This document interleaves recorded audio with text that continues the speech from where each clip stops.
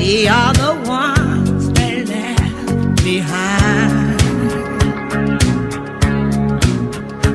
And I wonder when we are ever gonna change. Living under the fear till nothing else remains. We don't need another hero. We don't need to know the way home. All we want is life beyond Thunderdome.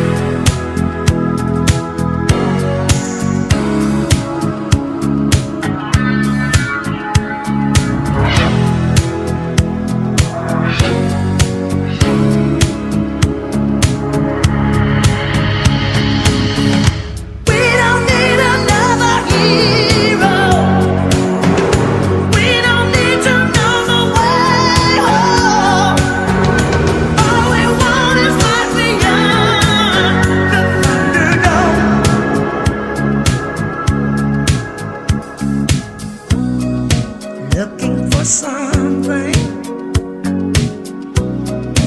we can rely on. There's got to be something better out there.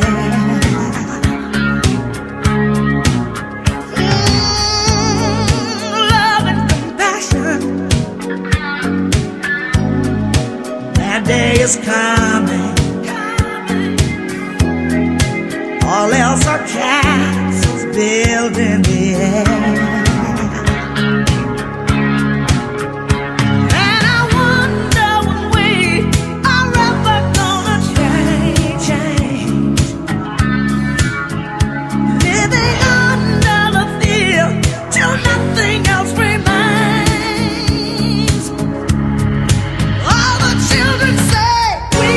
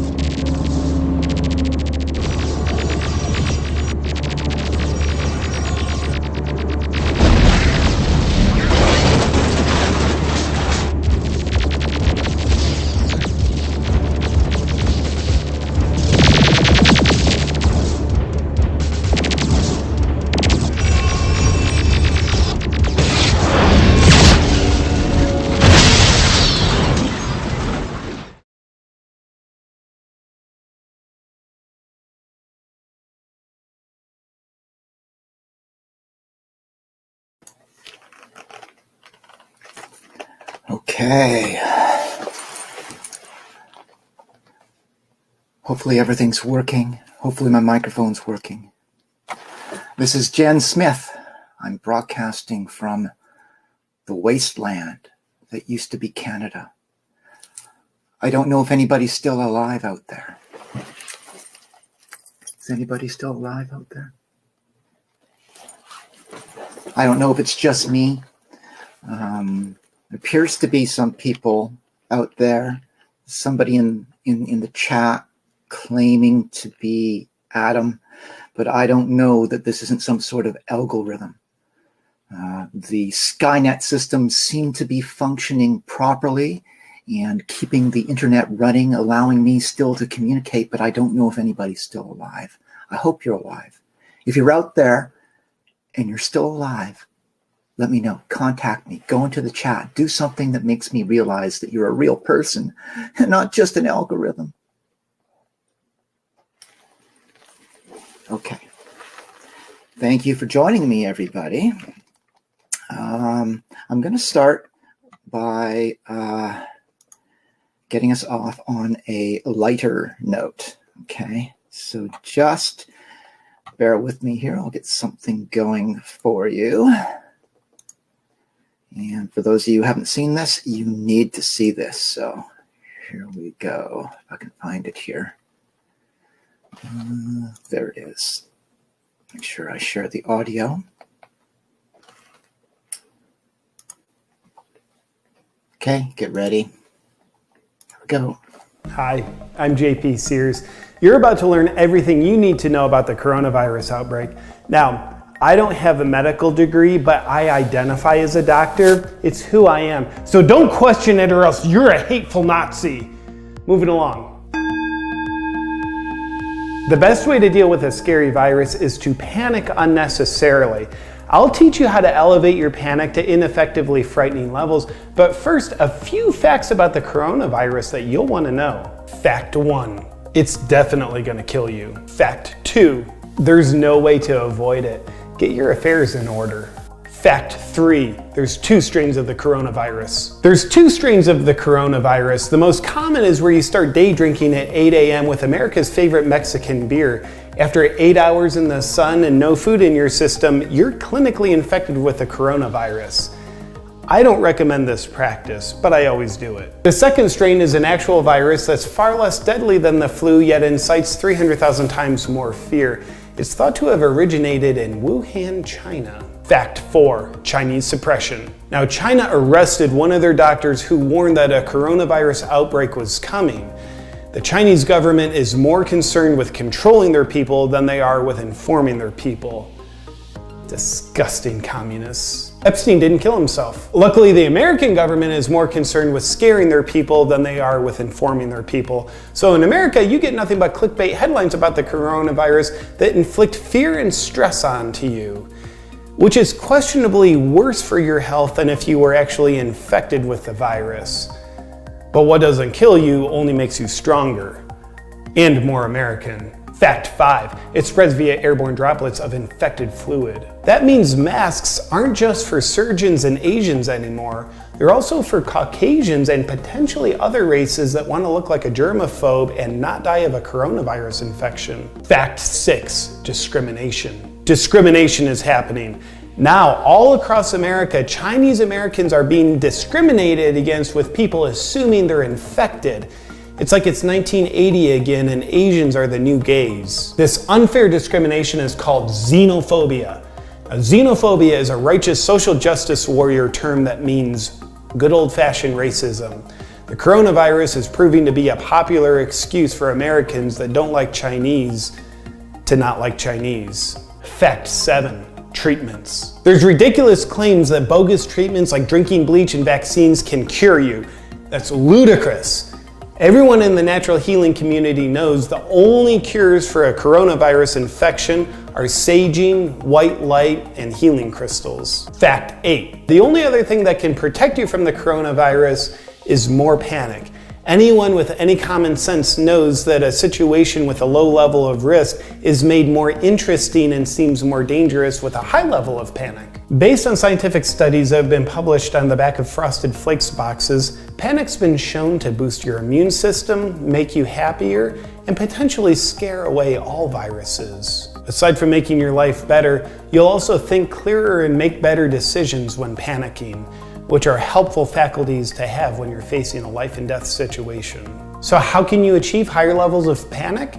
First, believe that how you feel after watching the news or reading clickbait headlines about the coronavirus is how you should feel. The mass media is always out for your best interest. They have no vested interest in creating fear-mongering stories and clickbait headlines. They just want to make your life better because they've never said otherwise. Secondly, to elevate your panic to more effective levels, you want to put things in perspective. Like to date, less than 500 people have died from the coronavirus. And 1,700 people die every day from the flu worldwide, or over 600,000 per year. There's 3,287 deaths in car accidents every day, or 1.2 million per year. And 1.2 million people drown in swimming pools every year. Does that mean in comparison you should panic less about the coronavirus?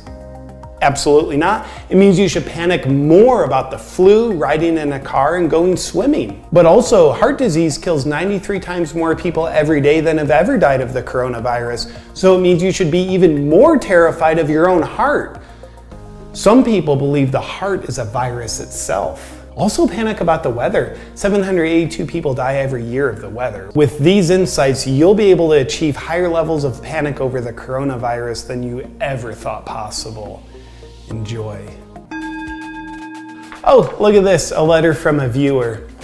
JP, there's nothing funny about the coronavirus, you insensitive jerk. And there's nothing funny about your anger either. So go f yourself. Thank you for watching. Yes, I really relate to that last comment that he made there regarding his viewer, because I've been getting a lot of that stuff too, because I'm not going with the government line. And the other thing that he mentioned there that some people seem to be forgetting is that, yes, indeed, the mainstream media and the government are so trustworthy. They're just like, you can rely on them to give you accurate, truthful information all the time, never any propaganda whatsoever, right? They're always honest. Are you with me? They're 100% honest all the time. So trust them. Okay, let's see, what do we got going here? Oh, by the way, this is a toast for everybody. Right, toast for everybody. Okay, special drink just for tonight.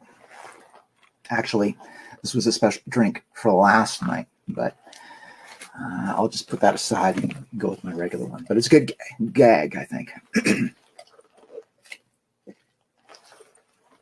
Scratchy throat, that means I have the coronavirus. Okay, so, yeah, lots going on here. So let me just get my information running here for you. Okay, hang on a sec here. There we go. Okay, share. There it is. Boom. Okay, there we are. Okay, got all of my information and screenshots and data. I decided to do this a little differently. I did like a test run last night that was a little sloppy, and I just was kind of winging it. And I decided tonight that I wanted to structure it like I do for a presentation, so as that you, the viewer, get more out of this. Well, yeah, Adam's saying that I might start drinking every night. This is true, although, you know, at some point we may have trouble because the alcoholics are going to start hoarding all of the alcohol, right? So it could get tough that way too. They haven't done it yet. Right now, they don't have room for their alcohol because their living rooms and cupboards are all full of toilet paper. So I don't know where they're going to put their booze. Could be a real problem. It's real like a logistics problem there. But anyway, so we have my PowerPoint screen here. So let's just go to the next screen. What do we got? What do we, when we look around town, when you go out shopping, and whatever you're doing, what do you see when you're out and about?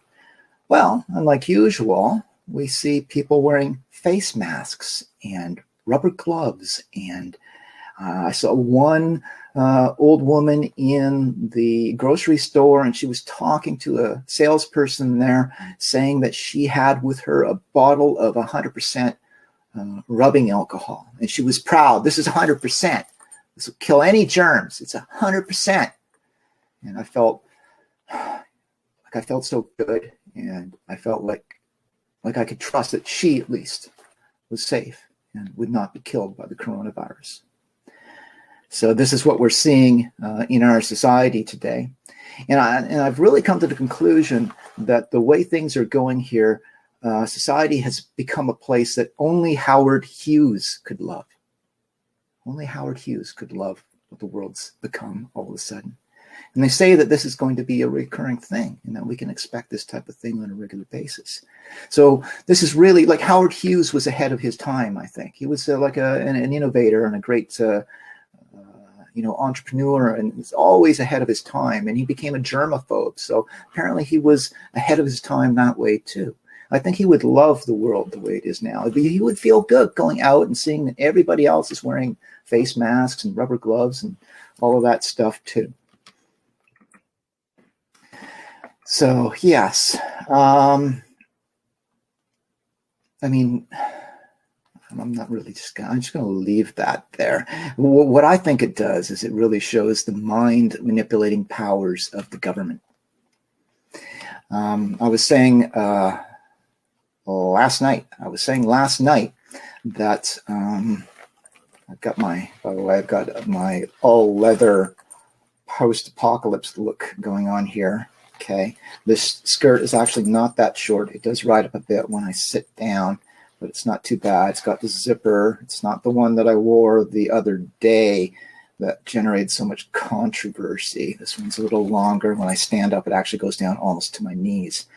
For the post-apocalypse thing, or the current apocalypse theme, I figured all leather would be good. And the spikes, lots of chains, lots of makeup. Yeah. I actually, and I mentioned this last night, I work in a job where there's a lot of shipping and receiving done. And in the receiving, they've got these big giant rolls of bubble wrap, right? And with, seeing what everybody's doing around town and knowing there's like a shortage of rubber gloves and this type of thing, I was looking at this bubble wrap and I was thinking to myself, well, what if I wrap myself in bubble wrap? Maybe I'd be safer if I just wrap myself in this bubble wrap and went everywhere wrapped in bubble wrap. Maybe that would make me safe. But then, of course, I came to my senses and realized that no, this would actually attract people, including, no doubt, some infected people if I did this, because they would be irresistibly drawn to me in order to try and pop the bubbles, right?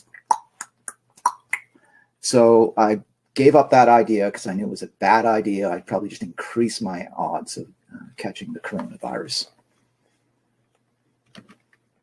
Yes, Jesse says, don't create controversy. Me create controversy? I would never do such a thing. I should have like a don't fear the coronavirus talk tour. Get a whole bunch of people in face masks and rubber gloves out front protesting me.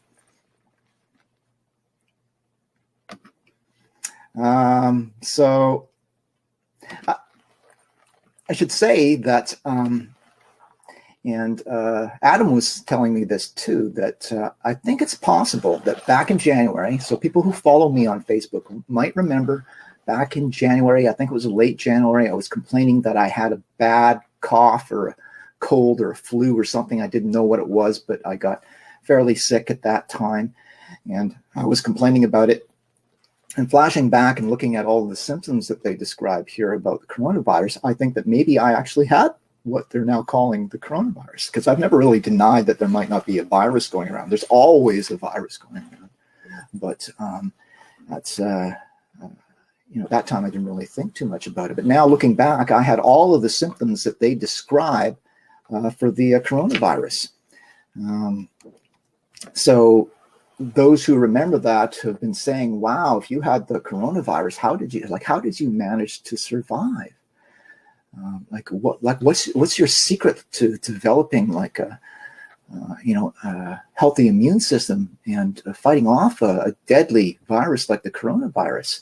And I'll tell you what my secret is. The secret is, and I've been developing this over a long time. What I've done and what I've decided to do to try to strengthen my immune system is I never clean my apartment. I never clean it. And what that does is it results in more and more germs and bacteria building up in my environment all the time, and some of them become like super bugs and super virulent. So my immune system has to adapt, right? It's like survival of the fittest. You either swim or sink from an immunological perspective. So living in this environment of germs and bacteria, I have developed a super immune system that can fight off anything. So when the coronavirus came to me and infected me, if that's what it was, if it came into my system, my immune system was like a rabid professional pit bull fighting dog, right? And as soon as the virus came in, bam, my immune system was all over it and ripped it up like a kitten or something, right? So that's my advice on how to develop your immune system. Don't just stop cleaning. Don't worry about cleaning your environment anymore, because this will result in your immune system developing and becoming stronger and stronger and stronger. And eventually you'll be an Ubermensch trans like me. That's my advice for you. Okay, so we're going to need to change this up. Enough joking for now. I'm going to get into serious mode. So it has been said, it was once said that fear is the currency of control. There's different variations of that old expression, but that is a good one. Fear is the currency of control. And there is a lot of fear going on out there. So I'm going to show you something here. Just give me a second. Got another nifty little video for you to watch. To, I don't know, just to give you some insight on what is going on. Wait, I think I did that wrong. Let me do this again. I'm always forgetting to share the audio. There we go, audio. It's no good without any audio. Okay, so we are ready to go, and here we go.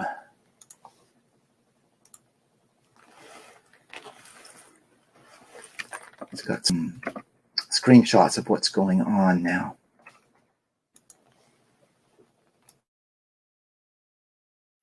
More than 500,000 Canadians applied for EI in the last week. So over the past week alone, 500,000 Canadians filed for unemployment insurance. Trudeau made a comment on that from Ottawa, where he's apparently self-isolating after his wife came down with the virus. And he said that we've received 500,000 applications this week, compared to just 27,000 the same week last year. Okay, now we can see that the stock market there is crashing.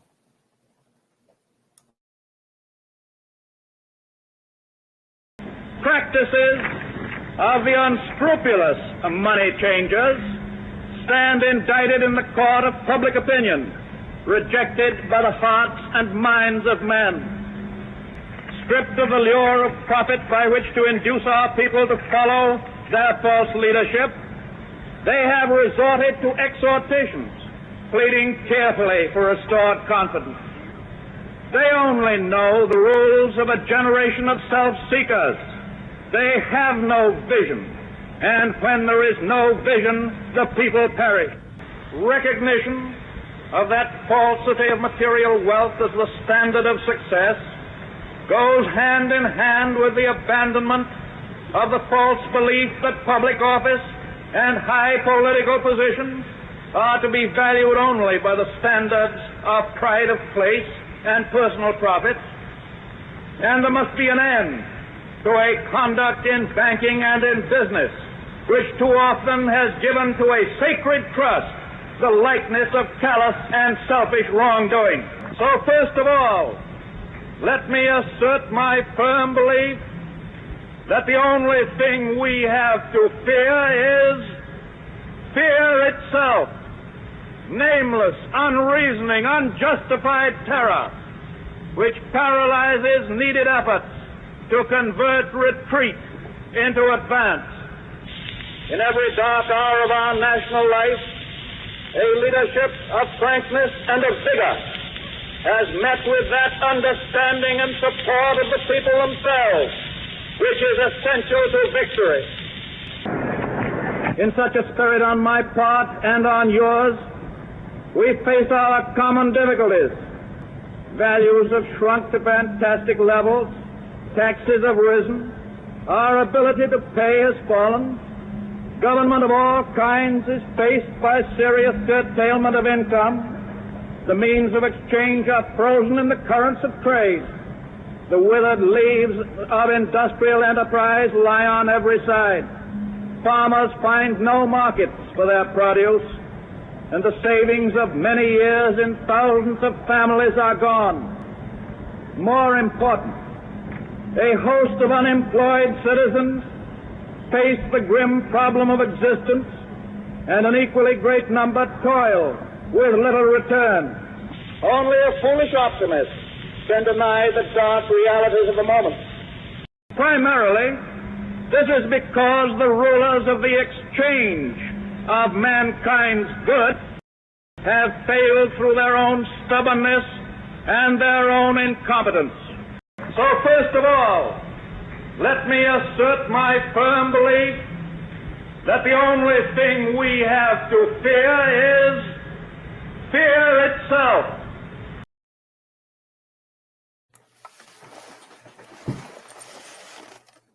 The only thing we have to fear is fear itself.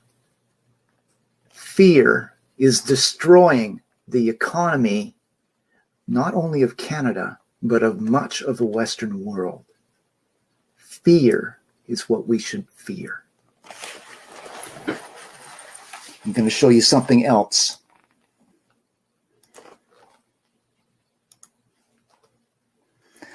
Talking about fear.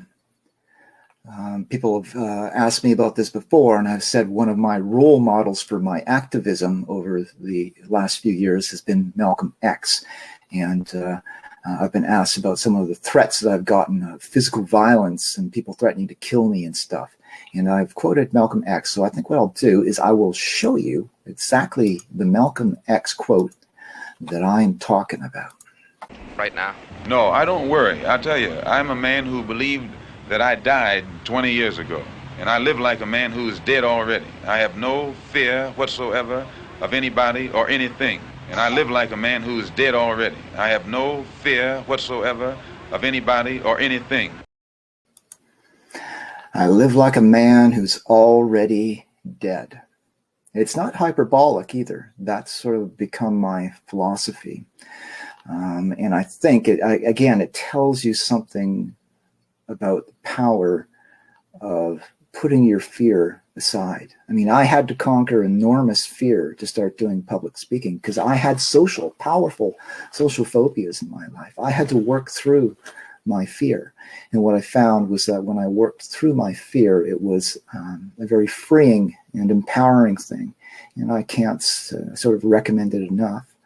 But now that I've worked through my fears, I find myself in a nation that is gripped by fear. Fear that has been deliberately caused and generated by our leaders who have done everything in their power to make sure this panic occurred.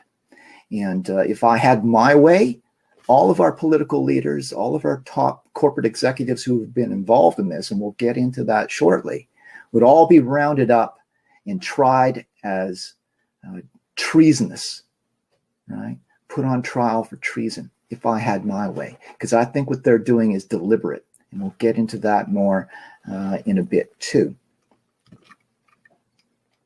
So the thing is that what I want to sort of predicate this discussion on, now that we're getting serious, okay, what I want to do is I want to predicate this discussion by saying that I'm not denying that there might be a virus out there. Okay, there may be, like I had one myself back in January. It was a fairly significant virus, whatever it was. It wasn't the worst virus I've ever had, because when I was 25, I remember I had like a deadly flu virus. I don't know what it was, but boy, was I sick. I was throwing up, and I developed a cough that became worse and worse and worse. And eventually I developed pneumonia, and I felt like I barely sort of survived that. So that was the worst flu I ever had. But the one that I had in January, which had all of the symptoms of corona, was not as bad. But so I would never, it would be pointless for me to deny that there is not a virus out there that people are getting, right? Might be a nasty virus. Nasty viruses come and go and happening constantly, but there's always a virus out there, right? So someone says there's no virus. Well, that's just ridiculous. There is a virus. There's always a virus out there. Somebody's always getting something. So somebody, even though I'm sort of critical and skeptical about what's going on, I'm not going to say that somebody might not get the virus tomorrow. They might have it in them today. Granny might get the virus. Granny might develop pneumonia and die, right? This all is sort of standard. It's part of being human. It's been going on for thousands of years. Humans come down with colds and flus, and particularly when you're old, sometimes that means you develop pneumonia and die.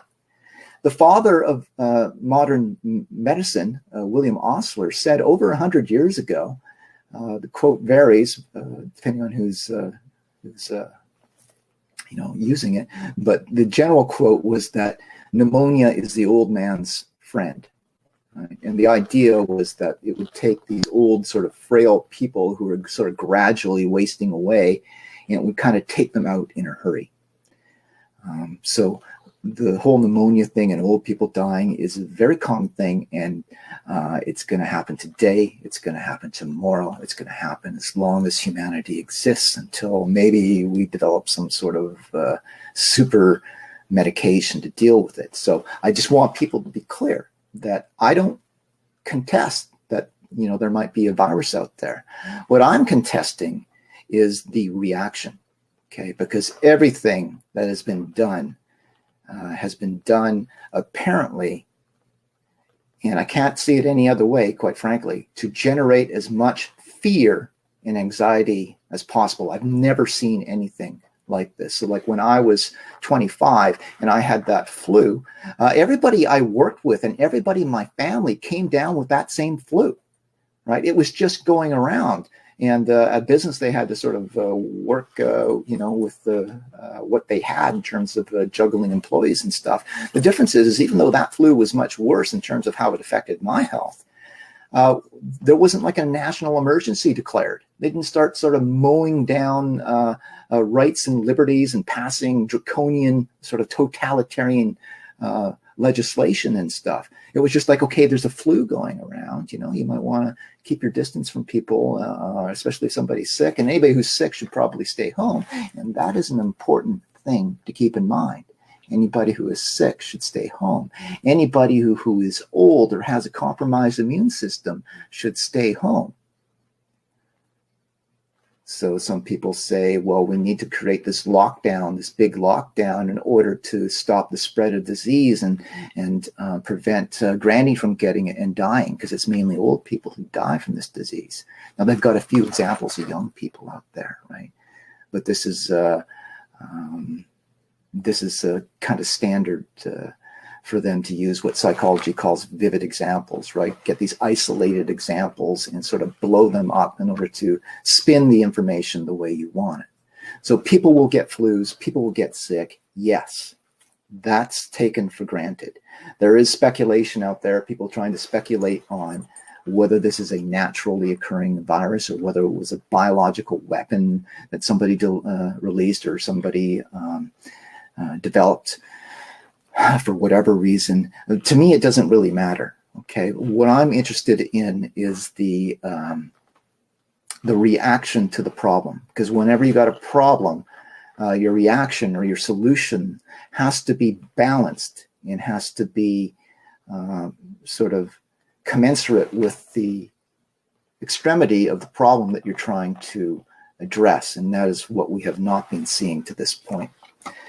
Okay, so people, granny stereotyping. Okay, so we'll look at the numbers here. So grannies. Okay, what is a granny? Well, it could be granny, it could be grandpa, it could be whatever, but this is what people have been focusing on. So people get old and they become grandmothers and they become grandfathers, they become grannies or grandpas. Either way, granny or grandpa, they are the ones who are most in jeopardy. So just keep that in mind, okay? I'm even willing to concede that perhaps this bug that I had in January is going around, and maybe it's the coronavirus, right? So I'm going to go ahead and concede that. But once we make that concession, then we need to look at the numbers and the responses. So I've been getting a lot of flack from people because of my skepticism regarding the truthfulness of government, the media, and big pharmaceutical companies. The problem with me is, whereas I would say 85% of my followers have done this 180-degree turn, right?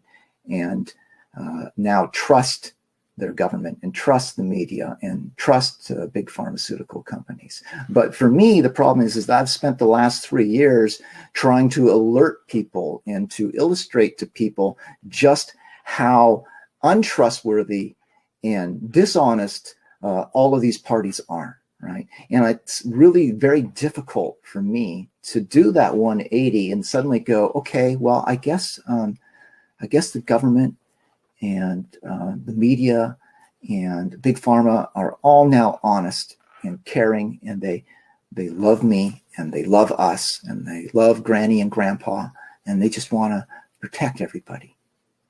I just having like a real hard time bringing that out of myself, right? And my skepticism allows me to step back from the fear and the paranoia and sort of just take a calm look at the statistics that are going on out there. The thing is that with all these people putting their trust in government, what I'd like to remind people of is that when we're talking about the government and the media and pharmaceutical companies, they don't give a shit about you, okay? They don't care about you, your children, or granny or grandpa, okay? They don't care about you. They will gut you like fish, dine on your flesh, and leave your bones in the desert to dry. These are the type of people that we're talking about, and they haven't changed between before the coronavirus and now. I'm willing to bet big money on that. Now, let me just show you exactly what type of people we're dealing with. Okay, what kind of mindset we're dealing with at the top of society.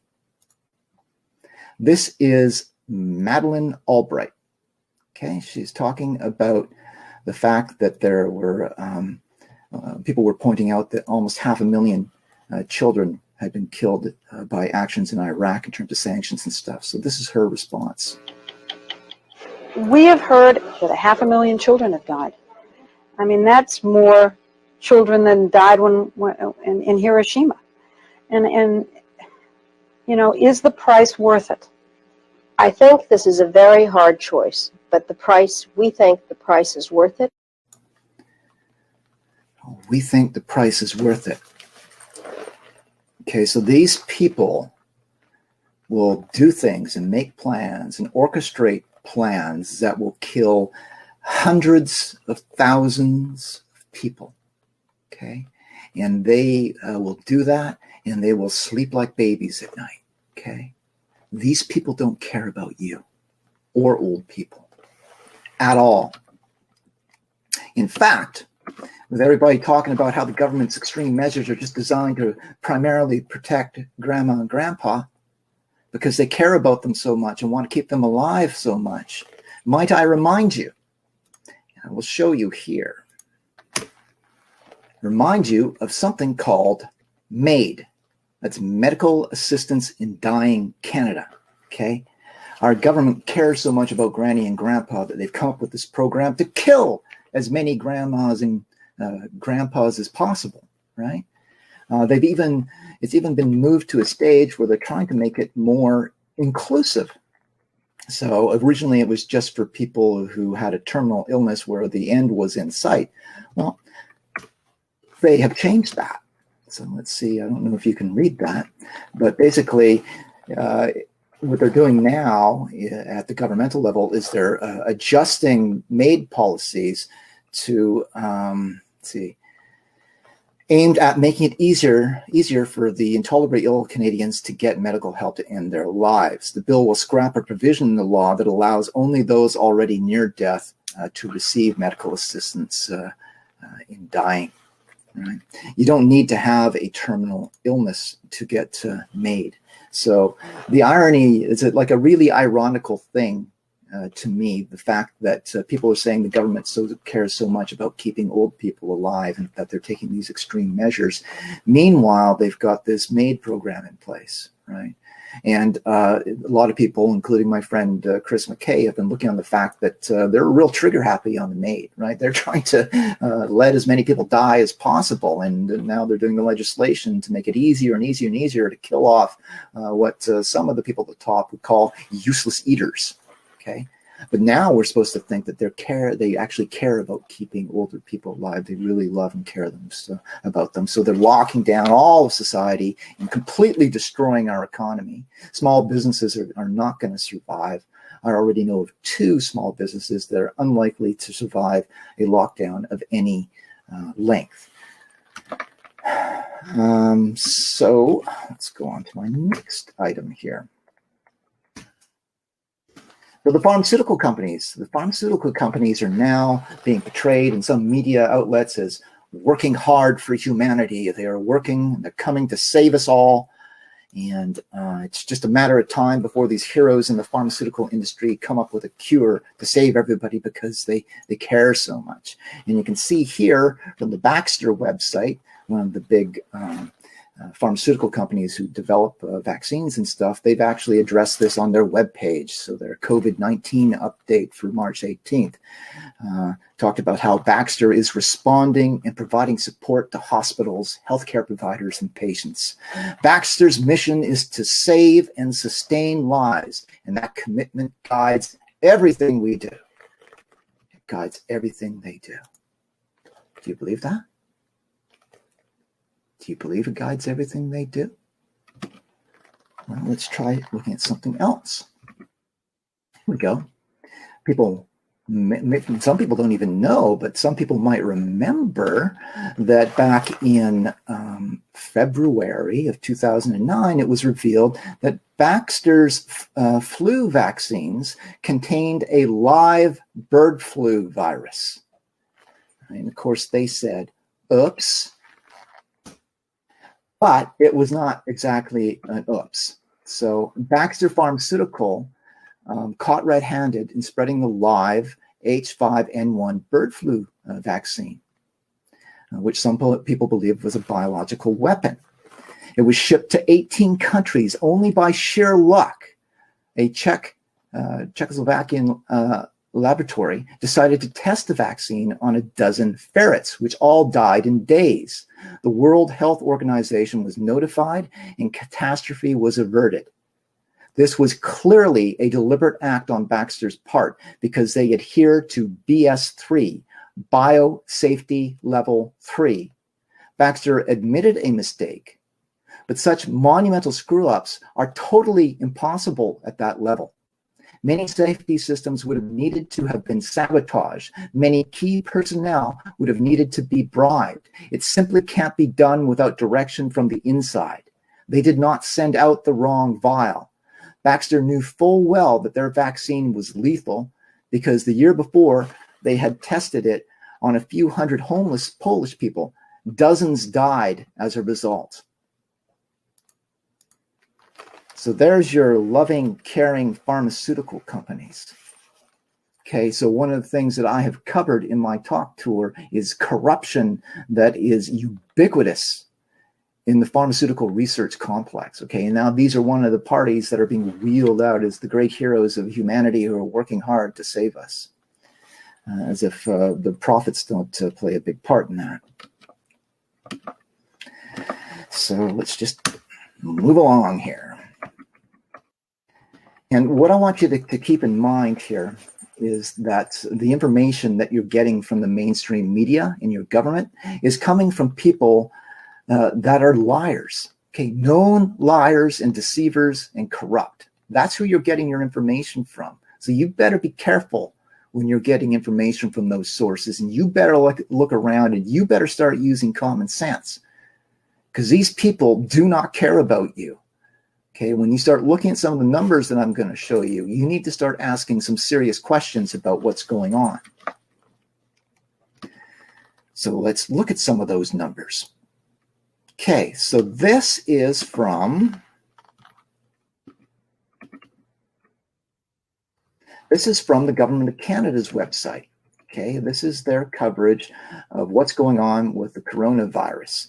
And as you can see from the chart here, I don't know if you can see it, I'll make it a little bigger there. You can see that the three columns are number of confirmed cases, 1,302. Number of probable cases is 89. And number of deaths as of the 22nd, which is today, was listed as 19 by the Canadian government. It's a little closer for you there, 1,302. 69 and 19 are your totals. So what does that translate to? Let's do a little calculating here. So we'll start with the population of Canada, which is 37.59 million people in Canada. Okay, let's get out the calculator. And what we'll find here, and this information, this graphic, something I created 2 or 3 days ago. Okay, so the numbers that are listed there are based on numbers a few days ago. And what do you see there? The death rate in Canada for the coronavirus is 1.3%. We'll look at all these other numbers and what they mean later. But here in Canada, where I'm broadcasting from, it's 1.3%. And coincidentally, if you look at the bottom there, you can see it's a 1.3% in the United States as well. So that's the death rate. Let's move along here. So what else do we have? Okay, so the odds of dying from measles are 1 in 83,000.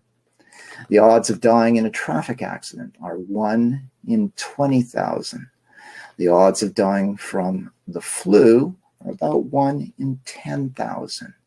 The odds of dying from the coronavirus currently are, and again, these are old numbers, but somewhere around 1 in 2 million. You got one chance in 2 million. So if you're really, really scared, and if you're really, really paranoid, you might believe that you're that 1 in 2 million, and it might get you, right? So those are the actual numbers that are out there. And I know that they're doing a little bit of math, but even if you do your math and stretch it out, it's still no more deadly than a lot of other conditions. Certainly not worth shutting our whole society down, I would argue. You can disagree with me. That's fine. And by the way, I'm going to go through all of my material tonight, and then I will open up to questions. I'll look at the questions that are in the chat, and I'll look at critiques that are in the chat, and I'll consider bringing people in to be on camera with me, as long as everybody's going to be polite and controlled and not say anything that shouldn't be said. But let's just move along here. Next. Okay, so back to this infographic. Okay, these numbers are actually interesting. Okay, so if you compare, say on the top left there, those are the numbers for China. Okay, so 43,000 cases, 3,400 dead. Again, this was up a few days ago. On the right there, we have Iran, which is thought to be one of the worst countries affected by this in conjunction. Actually, the one on the top left, sorry, was Italy. It's the bottom right is China. Bottom left, sorry. I've got my left and my right all mixed up in any case. So in Iran, there's 19,000 cases of 1,433 deaths. In China, it was 80,000 with 3,200 deaths. United States, 223. Brazil, 654 cases in Brazil. Because Brazil, I got Brazil because somebody in Brazil contacted me and was giving me heck They were giving me heck because I'm skeptical, because I'm just a skeptical person. That's just what I am, right? But they were giving me heck for this. So I thought I would go get the numbers for Brazil, and there they are, to see, because they said it was so terrible in Brazil, and I just don't get it, that because I don't live in Brazil, and I don't understand how bad it is in Brazil. So I got the numbers a couple of days ago, and the numbers were 654 confirmed cases and 7 deaths. Okay, for a death rate of 1.1%, so even lower than in Canada or the United States. But what I want you to pay attention to here is these two on the top. So top left, Italy, 8.3% compared to our 1.3%.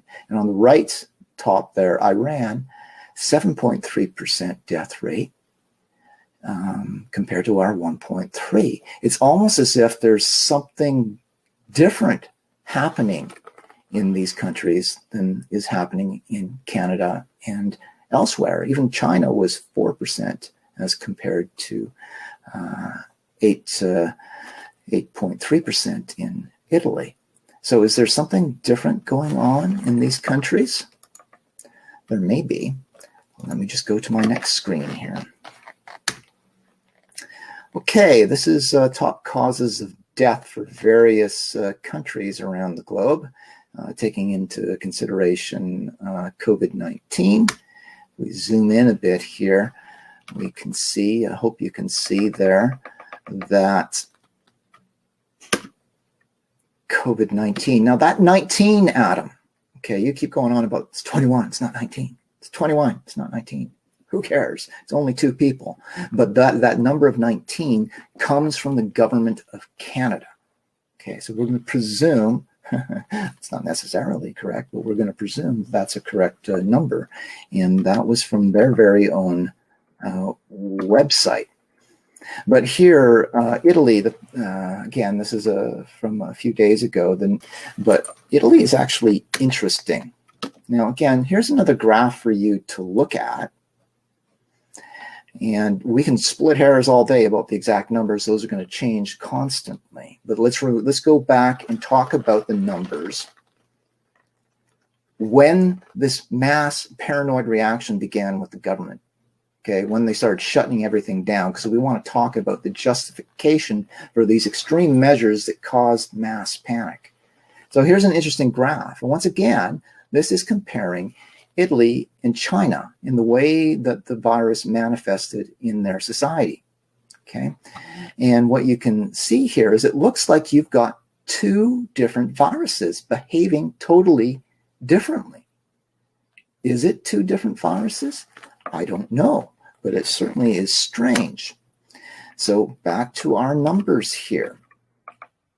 Italy, 8.3, 7.3 for Iran. And isn't it a coincidence that one of the top 2 countries affected by the COVID-19 virus is just so happens to be a country that the United States has been, threatening to go to war with, and that's Iran. And they get sort of the worst, or are one of the worst countries next to Italy for this virus. So it may just be a coincidence, but it's quite heck of a coincidence with all the countries in the world that they should be so terrible, of all the countries. But Italy, and you're probably not going to be able to see this, I'll make it as large as possible. I don't know if you can see this on your screen, but there's been something strange going on in Italy. If you look across the screen, this is deaths caused by the flu in Italy between 2013 and 2017. And if you look on the far right here, they list the numbers have been going up and up and up year after year after year, going, starting at 7 or 8,000 in 2013 and going up to almost 28,000 for just the one strain there. In 2016, 2017. So something's going on in Italy where, for whatever reason, a lot of, mainly, and you can see the number there, for age 65 plus, mainly older people are being taken out. Now, this works out pretty well actually, for the people who are concerned about the boomer generation, right? And the fact that there's too many boomers and our pension plans cannot support all of these boomers. But fortunately for people who are worried about that, not fortunate for the people who are dying, but fortunately there seems to be a lot more death, particularly in Italy. So let's go and look at another analysis that was done. This analysis was done by a Swiss doctor who analyzed all of the data coming out of Italy. And here are his conclusions. According to the latest data of the Italian National Health Institute, the average age of positively tested deceased in Italy is currently about 81. 10% of the deceased are over 90 years old. 90% of the deceased are over 70 years old. 80% of the deceased had suffered from 2 or more chronic diseases. 50% of the deceased had suffered from 3 or more chronic conditions. Less than 1% of the deceased were healthy persons. The Italian Institute of Health, moreover, distinguishes between those who died from the coronavirus and those who died with the coronavirus. In many cases, it is not yet clear whether the persons died from the virus or from the pre-existing chronic diseases, or from a combination of both. Okay, so that was an analysis of the data. Let's just move along here. Okay, so let's go to somebody who is an expert. Okay, this is somebody who specializes in infectious diseases, a doctor in Toronto who wrote a letter to the Talbot. And this is what he had to say. I'm a doctor and an infectious disease specialist. I've been at this for more than 20 years, seeing sick patients on a daily basis. I have worked in inner city hospitals and in the poor slums of Africa. HIV, AIDS, hepatitis, TB, SARS, measles, shingles, whooping cough, diphtheria. There's little I haven't been exposed to in my profession. I am not scared of COVID-19. What I'm scared about is the loss of reason and wave of fear that has induced the masses of society into a spell-binding spiral of panic, stockpiling of obscene quantities of anything that could fill a bomb shelter adequately in a post-apocalyptic world.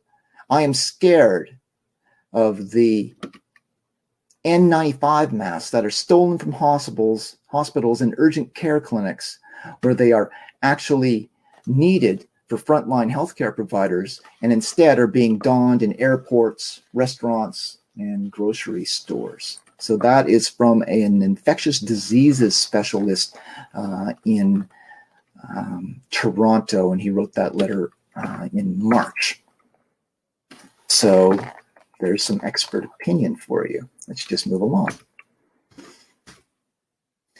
What I want you to become aware of now, and everybody needs to be aware of, is something called Event 201. Okay, let's take a look at Event 201 and just consider for a second some of the possible implications of Event 201. I'll tell you all about it. So here we go. Event 201. Event 201 was something that was staged with Johns Hopkins Center for Health Security in partnership with the World Economic Forum and the Bill and Melinda Gates Foundation. And they hosted this Event 201, a high-level pandemic exercise in October 18th of 2019 in New York City. The exercise illustrated areas where public-private partnerships will be necessary during the response to a severe pandemic in order to diminish large-scale economic and societal consequences. It's only a matter of time before one of these epidemics becomes global. They were saying this in October. A pandemic will potentially, or with potentially catastrophic consequences. A severe pandemic, which becomes Event 201, would require reliable cooperation among several industries, national governments, and key international institutions. Okay, so a merger and tight cooperation between government and corporate and elite power, which sounds an awful lot like fascism, right? This merger of corporate and government power, and how for a pandemic they need to come together to save the world. So just coincidentally, this was in October of 2019. But as Adam says, yes, probably just a coincidence. Well, maybe it is a coincidence, but let's take a look at some more information. Now, in the wake of the COVID-19 panic that set in this year, Johns Hopkins School of Public Health, aware that a lot of people would point at this largely secret meeting that they had, in terms of they didn't let media in to film what was going on with their Event 201. They had very selected, hand-picked, embedded reporters, and they were only allowed to broadcast certain things. Now, anticipating the reaction from some people like me, for instance, the Johns Hopkins School of Public Health released the following statement. Statement about NCOV and our pandemic exercise. In October of 2019, the Johns Hopkins Center for Health Security hosted a pandemic tabletop exercise called Event 201 with partners. The World Economic Forum and the Bill and Melinda Gates Foundation. Recently, the Center for Health Security has received questions about whether that pandemic exercise predicted the current novel coronavirus outbreak. And they want to go on to say that we are not now predicting that the NCOV 2019 outbreak will kill 65 million people, although our tabletop exercise included a mock novel coronavirus. The inputs we use for modeling the potential impact for that fictional virus are not similar to the current virus. That was the statement that they released in the wake of the current panic that's broken out, knowing that some people would point to the coincidence of them predicting a coronavirus pandemic just months before it actually happened. So very coincidental. Now, so the next thing that I want to do is, because they say there that the Bill and Melinda Gates Foundation was involved in this exercise. Now, Bill Gates has been all over the news, and he is covering this and been talking about this. So let's see what Bill Gates had to say about this. So we go to his blog. Bill Gates has his own blog. You can see him there, 31 questions and answers about COVID. We're not going to go through all of them, just some of the ones I found more interesting. And you can see Bill is, being a good citizen, and he's working from home. Most people can't work from home, but Bill can. Right? Well, actually, Bill doesn't have to work at all, but he's letting everybody know that, yes, I am doing my part, and I'm working from home too. And you can tell that they say sometimes that pets are a lot like their masters, right? And you can see his dog even looks a little creepy too, right? There's something creepy about both of them. Anyway, so then it goes on his website there to show Bill encouraging and washing his hands compulsively over and over with soap, right? He talks about the importance of being obsessed with hand washing. So, he's again being responsible and washing his hands as much as possible. No talk about, water shortage or anything like that, apparently. But let's move along. Okay, let's get to some of the actual questions. And it's probably, you're not going to be able, well, maybe you can read that. Okay, so the question was, what about the current crisis? What about the current crisis worries you the most? What gives you the most hope? Bill Gates' response, the right actions, including the testing and social distancing, which I call shutdown, within 2 to 3 months, the rich countries should have avoided high levels of infection. I worry about all the economic damage, but even worse will be how this will affect the developing countries who cannot do social distancing the same way as rich countries. So he's very concerned about developing countries, probably some of these heavily, in his opinion, overpopulated developing countries, and they're just not going to be able to engage in the same measures as us, and perhaps that means that they're going to be affected much more. Can you explain briefly what most Americans can do to help other Americans in this moment of crisis? Bill Gates' response: a big thing is to go along with the shutdown approach in your community so that the infection rate drops dramatically to get us to go back to normal as soon as possible.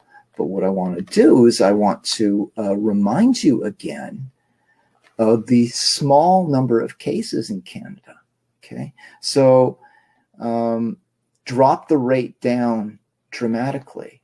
It's not this huge problem. So what is he talking about? He must know that the numbers in the United States are not that huge, and yet he's just sort of pretending like it's a massive thing and everybody's infected with it.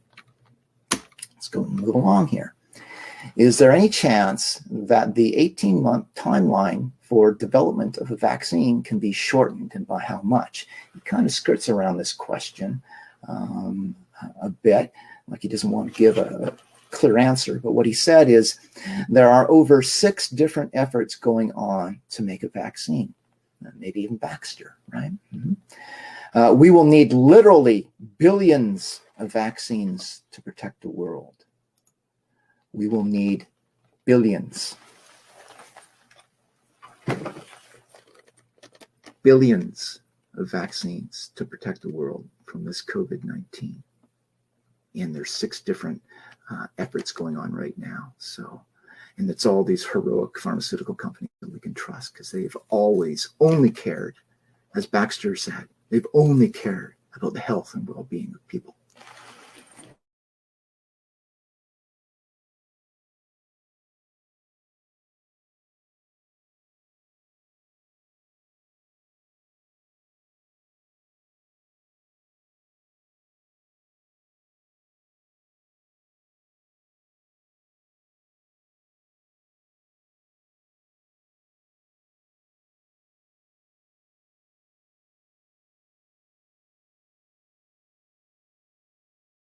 Say there, it came back. Okay, so there's weird things going on. I've never had that happen before in a broadcast where my camera mysteriously kicks out. Very strange. Should be noted I've got a brand new computer too. I don't know what's going on these days. Okay, so let's go back to Bill Gates. So billions of vaccines. Okay, so in your opinion, after this pandemic comes to a close, however long that may be, what should be the first step we as a global community take so that we are better prepared for the next pandemic? Bill Gates' response is, we need to have the ability to scale up diagnostics, drugs, and vaccines very rapidly. So very rapidly. Got to make sure we're pumping out as many vaccines as possible. How long will this go on? So Bill Gates responded by saying within 6 to 10 weeks, they should see very few cases and be able to open back up. 6 to 10 weeks. Now, interestingly, that number corresponds almost perfectly with what's going on with our courts here in BC. So I was supposed to go to the appeal court to deal with an appeal on the ruling for the case that I was involved in with the father whose daughter's being forcibly transitioned, and the fact that they're trying to, the judge threw me a crumb and said that I could talk in my public talks and connect the doctors to this one really bad case. So they threw me to this crumb, and the lawyers from the other side immediately sort of snatched it away and said they were taking it to the appeal court. And I was told that it would probably be, about 10 days before that happened. But now, right in line with this statement here by Bill Gates, they're saying that they're only doing at the courthouse essential cases essentially until the end of May, right in line perfectly with what Bill Gates is saying here. So they're obviously working from the same playbook. Keep going. Okay, so more. Bill Gates was working with the American Medical Association and gave some comments to them. And some of the information that came out of that is right here. Let's see. Okay, so Bill Gates. Eventually, we will have some digital certificates to show who has recovered or been tested recently, or when we have a vaccine, who has received it. Okay, so somebody commenting on that said that he's saying Microsoft and MIT developed tattoo markers that show whether you have received a vaccine or not. This will be coupled with Gates' new invention, ID 2020, which is a digital microchip implanted under the skin. Okay, so this is what they're talking about doing in order to deal with this outbreak. Okay, and I was kind of joking the other day to my Christian followers that this almost looks like the mark of the beast that they talk about in Revelation, right? So if you're a Christian, you might want to get a little nervous here. Is this revelation coming to pass? Well, that's what they're talking about, marking everybody, presumably forcibly, and some people have been talking about doing this forcibly. And I regard actually forcible vaccination as being loosely akin to rape, because it's sort of the same thing where you forcibly inject something into another person's body and you forcibly violate their biological and physical sovereignty, right? And like if I was forced to take a vaccine to go back to work, I'd probably do it, even though the last vaccine I had was in grade 5 and it made me deathly ill. Okay, but to keep my job, I might actually do it. I would do it with great trepidation because of what happened to me the last time I got a vaccine. But there are people out there who are vehemently anti-vaccine, and they have a right to be vehemently anti-vaccine. You don't have to agree with them. People don't have to agree with each other. But for those people who are really opposed to it, to take them and forcibly give them a vaccine, again, to me, is loosely akin to rape, because you are forcibly violating their physical autonomy. And I will never support something like that.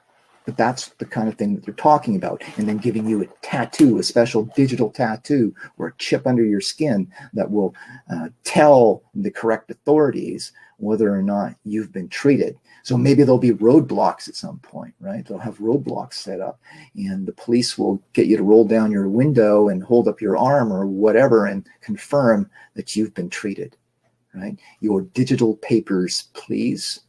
And if your digital papers are not in order, well, then probably you'll be whisked off to get your mandatory vaccine or chip or whatever.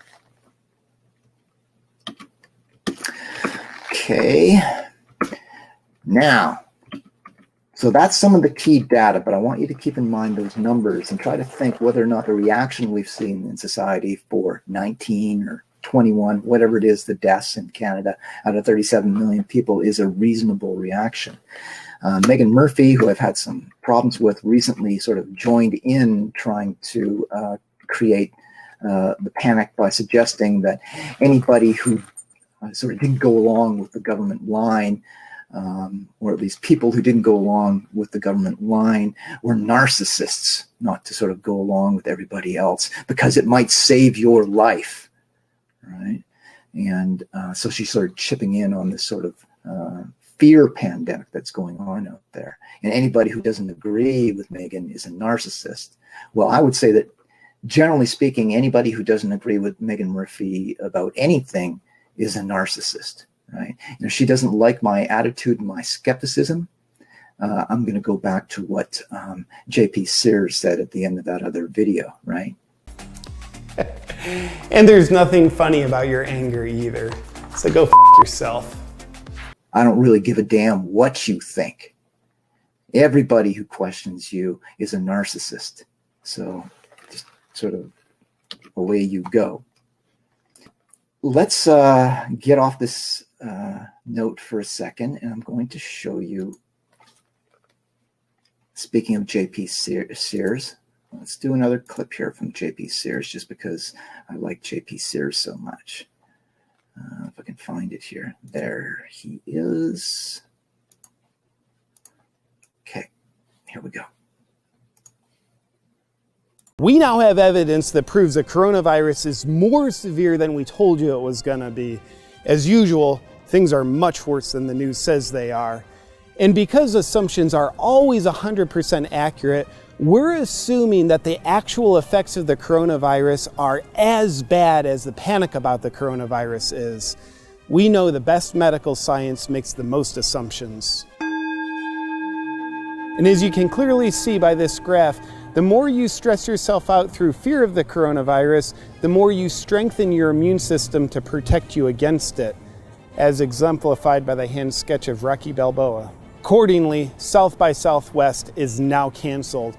We're also taking precautionary measures in canceling the summer, all birthdays, the next full moon, the Olympics, and heterosexuality. Henceforth, all who do not enthusiastically participate in the widespread panic about the coronavirus will be known as virus sympathizers. And it's logical to deduce that all virus sympathizers want you to die from the virus.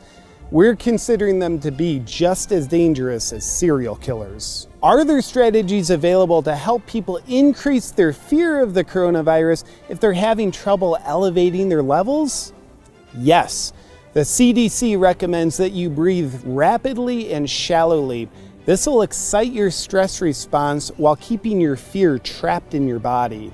We also recommend ignoring what's happening in front of you and imagining the worst case scenario, and then pretending that's what's happening now, such as your children are dead. This will help traumatize you so you can properly benefit from sensationalizing about the coronavirus. Are there steps you can take to protect yourself from the coronavirus? Yes. We're recommending everyone practice agoraphobia, which means you don't leave your home because you're afraid something bad will happen. But also, the coronavirus is probably already in your home, so be scared when you're there as well. Current research in the field of bro science also shows you can protect yourself by wearing a mask and washing your hands like you have obsessive compulsive disorder. Now, it's important not to touch your hands with your own hands. We have suspicion to believe that your hands are infected with the coronavirus, and if you touch your hands, you could be infected too. And certainly don't put your fingers in your mouth.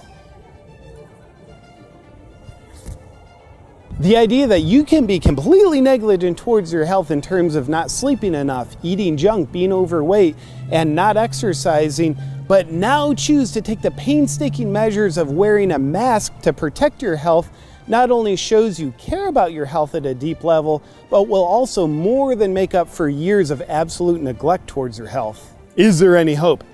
We're hoping and praying that a drug company coincidentally comes out with a vaccine that's somehow magically created with long-term studies to show its safety and effectiveness against the coronavirus within the next few months. Such a vaccine would be rapidly sold to hundreds of millions of people around the world, and it would also make the months of panic and sensationalism by the news outlets look like they were in on the most deceptive yet elaborate marketing scheme the world has ever known. Even though that's definitely not going to be the case. Given that the news is honest 100% of the time and doesn't have a vested interest in spreading fear like a virus, is it safe to say that the news is being honest this time as well? Yes, it is. Now, considering that the coronavirus symptoms are very similar to flu symptoms, and the fact that the coronavirus has infected a little more than 500 people in the US, resulting in 22 deaths, and the flu has infected 32 million Americans this year, resulting in 18,000 deaths, is it wise to have 1,000 times more panic about the coronavirus? Indeed it is. Additionally, though we recommend taking all the previously mentioned precautions, our estimates show there's a 100% chance you will be killed by the coronavirus. You're definitely going to die. The only thing left to do is buy a casket now. And to get 20% off premium caskets at your local casket dealer, just use the discount code DEADAF. This has been a breaking news report on the coronavirus. Thank you, and go back to sleep, America. So J.P. Sears talked about the hope that somehow miraculously a vaccine company would come out with some new vaccine that could be given to everybody to save the world, because pharmaceutical companies only care about the health and well-being of people, and they're working hard right now. In fact, within days of talking, when people first started talking about the coronavirus, one of the vaccine companies announced almost immediately that they were close to having a treatment for the coronavirus. So there's this hope. In the screen that I'm showing here, this is the number of vaccine doses distributed in the United States. The last year on record is actually down there at the bottom. I don't think you can see it, but it's 169 million for the last flu season. Just in the United States alone. What I did was I did some rough calculations, and I said, okay, so if a vaccine is developed based on the average cost of a vaccine being $16, let's be conservative and say that they're going to, put out 500 million vaccination shots, right? If you do the math there, you come up with a total of $8 billion in sales just for this one vaccine. But if you go back to what Bill Gates was saying that they would need to come up with billions of doses of the vaccine. So you can times that by 20, right? So it could be easily hundreds of billions of dollars just from one vaccine. But I'm sure that plays no role in it, because we know, as Baxter says, pharmaceutical companies only care about our health. And but that's just interesting.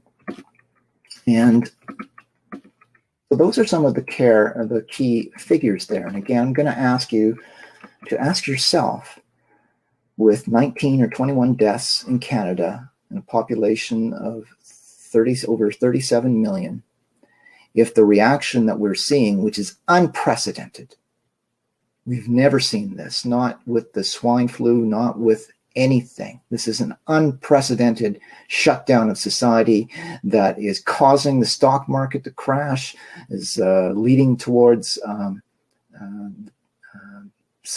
lot of small businesses collapsing, because a lot of them are on the edge anyway, and they can't afford to go weeks being locked down or severely cut back.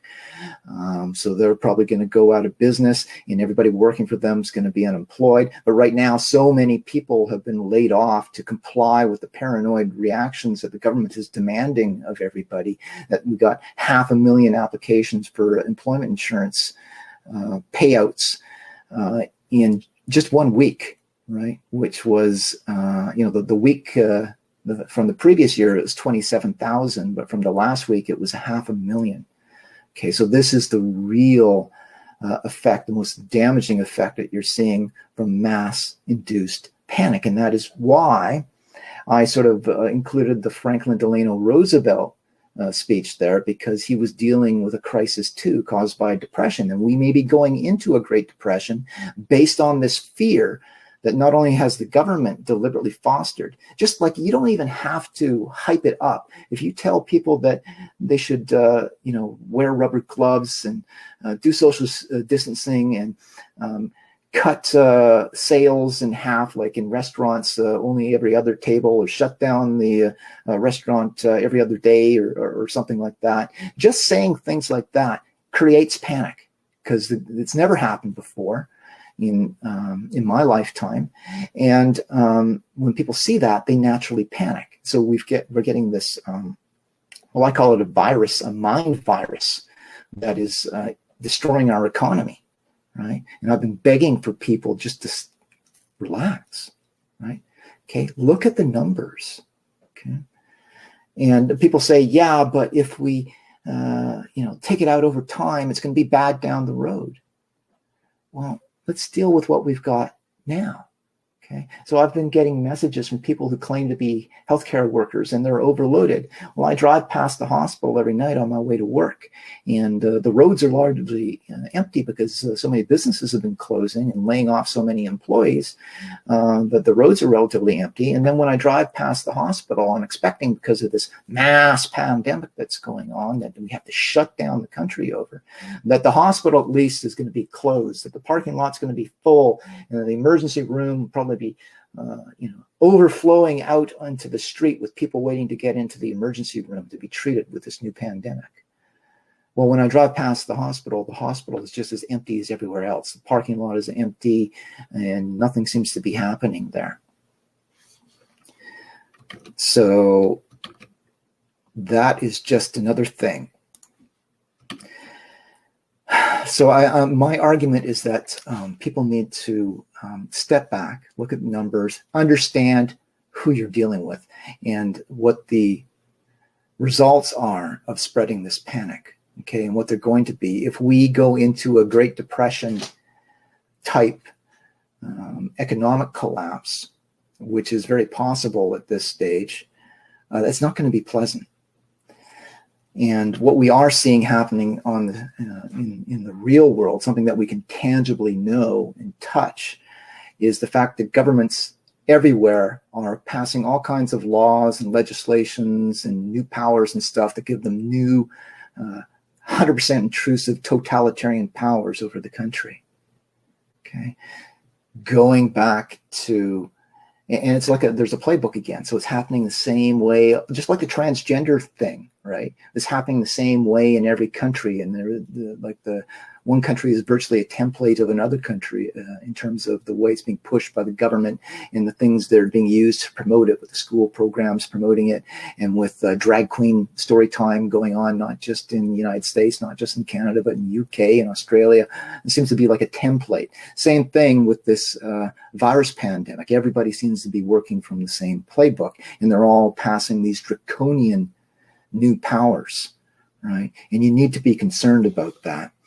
Because Orwell said a long time ago that what he expected to see happen was that the totalitarian countries of the world would in time be replaced by a totalitarian world. And so many people have been using China as a template for how to deal with health emergencies, and their success allegedly is because of their totalitarian powers. Right. Let me just show you something else, talking about George Orwell.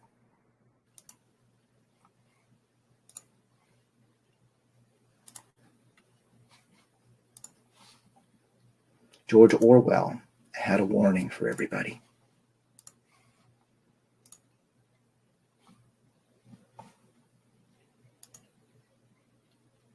Wait, hang on, I think I did this wrong. Wait. I keep forgetting to do that audio. I don't like it that it doesn't remember to automatically enable the audio, but it doesn't. So let me make sure I've got that enabled. Share audio. Okay. There we go. And here we go. Warning from George Orwell.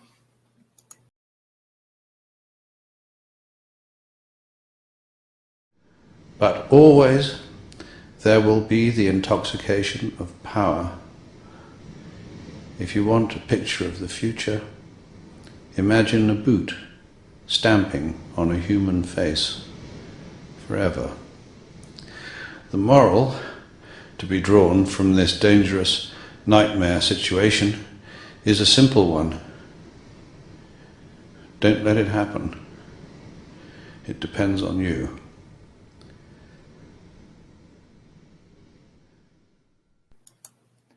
Don't let it happen.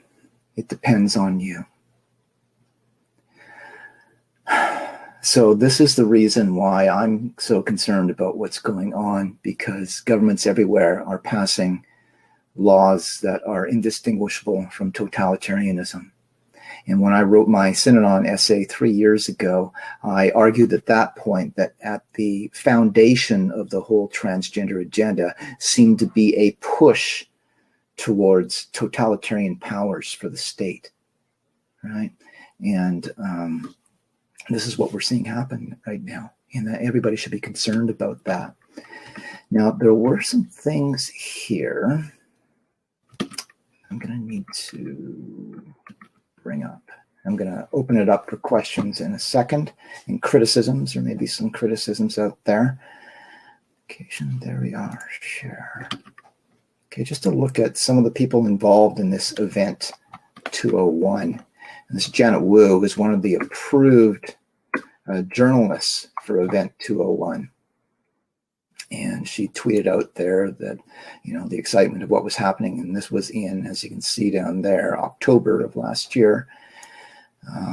Reps from China, Nigeria, Singapore, now strategizing financial pandemic responses. Okay, so there's that. And then there was this one. And this is an interesting one because I was talking about this today. So here, make this a little bigger, kind of low res. You can read that there. It's John Hopkins Center for Health Security, again from October last year. How do you build trust and address mis and disinformation during a pandemic? The Event 201 panel brought up several ideas, including messages at the employer level and employee level, and flooding social media with accurate health information. Flooding social media. Okay, this is a new strategy, and I was going to be addressing this in my talk tour about how social media is being used as an instrument of control and manipulation. On my Facebook, I pointed something out that's been happening on social media. And keep in mind, this Event 201 talked about strategies to control and spin information correctly, right? And so what I pointed out on Facebook was the following, that I was receiving, and many people were receiving suddenly, mysterious recorded messages from friends of friends, and this was being circulated on social media, talking about the deadly danger of corona. Nobody knows who the original person was, but never mind that. It's a friend of a friend, hence it must be trusted. Also note, they now have proven definitely that the virus is spreading rapidly because of people filling up their cars at the gas station and not using rubber gloves when they grab the petrol pump, right? And this message is being circulated, flooded across social media. People are getting this message about the gas pumps, right? Now, just forget the fact there's no way to document the fact that the virus is spreading quickly due to people using petrol pumps without gloves. Just forget the fact that there's no way that that can possibly be documented. It must be true, or they're trying to give you that impression that it must be true, because according to the message, it was a nurse who was spreading the word that it was the danger of gas pumps was spreading the disease. Therefore, because it comes from a trusted expert, it must be true. So you're seeing this type of stuff all over social media. Okay, so what I'm going to do now, I think, is now that I've gotten some of those numbers and datas and some of the stuff that I've been paying attention to, and maybe that has helped to clarify for people exactly why I am skeptical. Now, I should say that I am always skeptical of government and media and pharmaceutical companies. So it's not something particularly new for me. And I haven't actually covered all of the,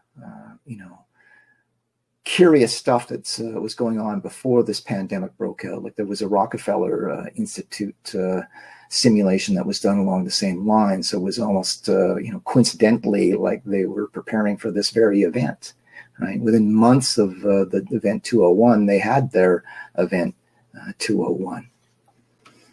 But I'm going to open up for questions. So if anybody's got any questions or criticism, now would be the time. If you've got a camera and you want to come on camera, I'll give you some time on camera.